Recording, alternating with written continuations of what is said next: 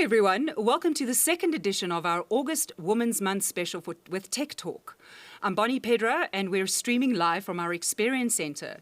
We're using our SM7B microphones, we're using our Zoom Q2N 4K camera and our onstage boom arms.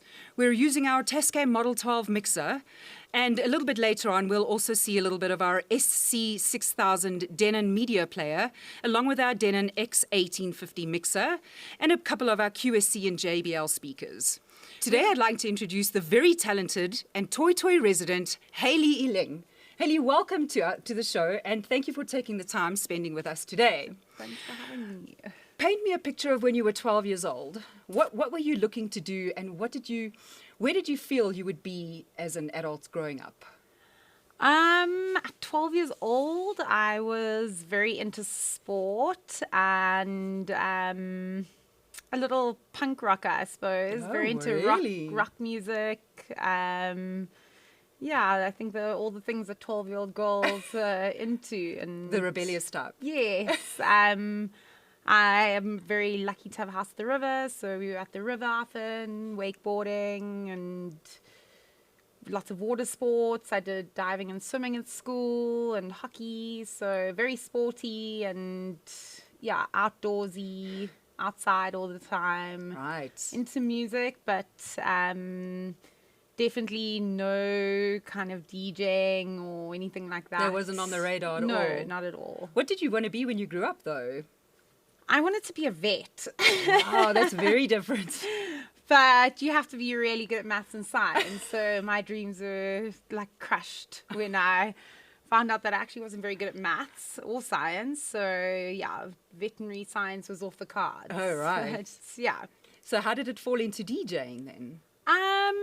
I've always been into music, and my ex-boyfriend had a pair of turntables at home, and I just wanted to learn how to mix. I'd go to after parties with my mates, and they'd usually have like a pair of decks or a controller set up, and I just wanted to try and learn. You know, it wasn't really to DJ out, it's just to learn. I collected a lot of music, Yeah. and I put a mix out and moved to Ibiza. And Oh, wow. when I was in Ibiza, the guy that I'd done a mix for this podcast that was based in the UK, it was still a very small podcast at the time, he was throwing a party in Ibiza and asked me if I wanted to play there. So I ended up playing there, my first gig out, which was Jeez. incredible. It was a very small party, which That is was incredible. perfect. And then I came back to South Africa and I just started getting gigs here and there, and it's just kind of evolved from that. Wow, that's amazing. Yeah, it's been a beautiful journey so far. What genre of music are you playing in now and why?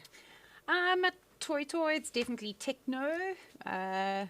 Four to the floor, let's party, banging techno. But I have a very wide range of music that I collect and that I enjoy, from ambient music to disco, house, electronica. It's really, Wow. I try not to box myself into one genre.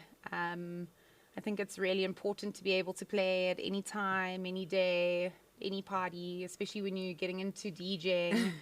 You're not always given the main slots, you know, Right. or the banging techno slots. Right. So you need to kind of work your way up to that and have a wide range of music to suit any time that you're booked. Jeez, that's So- incredible. Yeah. Tell me about your most favorite gig that you've ever played. What was the best part of it and what made it your favorite gig? Definitely not my last Toy Tour gig.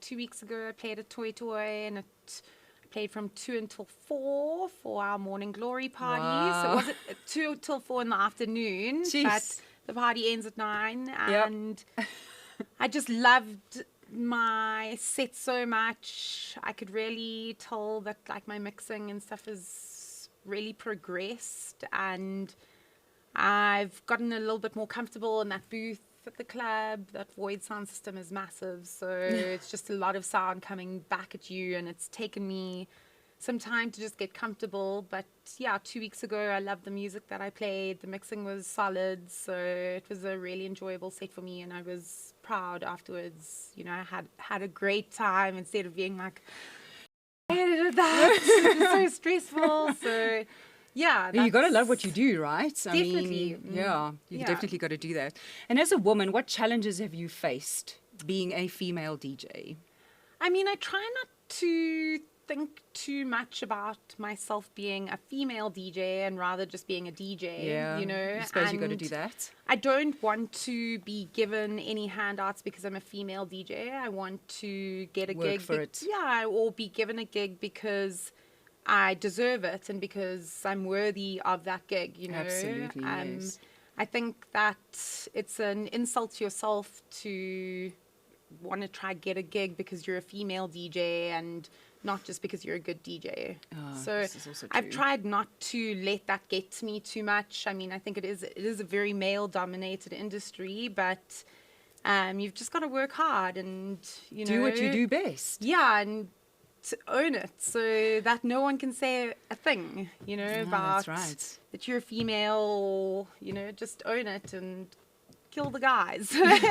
And I mean, your crowds will show you that as well. I mean, when you're playing to your crowds and everything is just working the way it's supposed to be, I mean, that's what it's all about, right? Yeah, I mean, like specifically at Toy, I put a lot of pressure on myself to perform because the other residents and the other DJs that I'm playing with are playing their top shelf A-grade music. And if you don't bring it for those sets, like, you'll look like an idiot. So Yeah.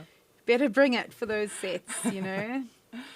So what advice would you give to any woman that potentially would like to get into the DJ business?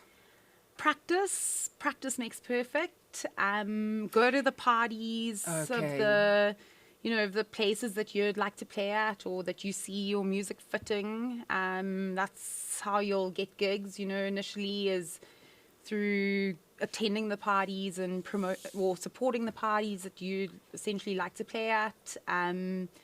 And networking, you know. I think networking is probably more important. Yeah, at the moment, I mean, like, unfortunately, it just is a part of this game, you know, Yeah. the networking and the social media.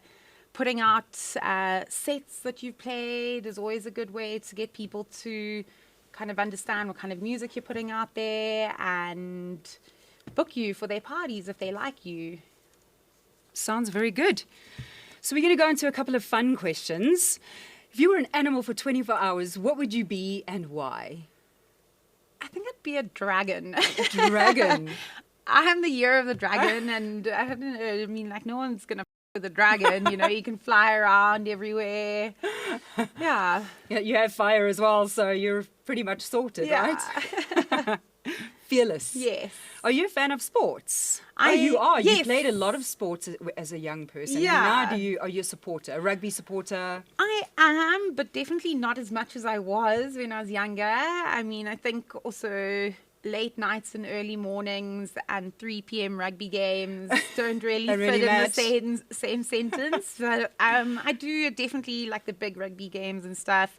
We go down to our local sports pub, which is Pirates in Parkhurst. Oh, best place to go. Yeah, it's so beautiful there. The vibe is good. Yeah, we can take our dogs as well. It's like the booze and the food is really great and cheap, and it's you know, Yeah. it's the most beautiful place to sit and very relaxing. So yeah.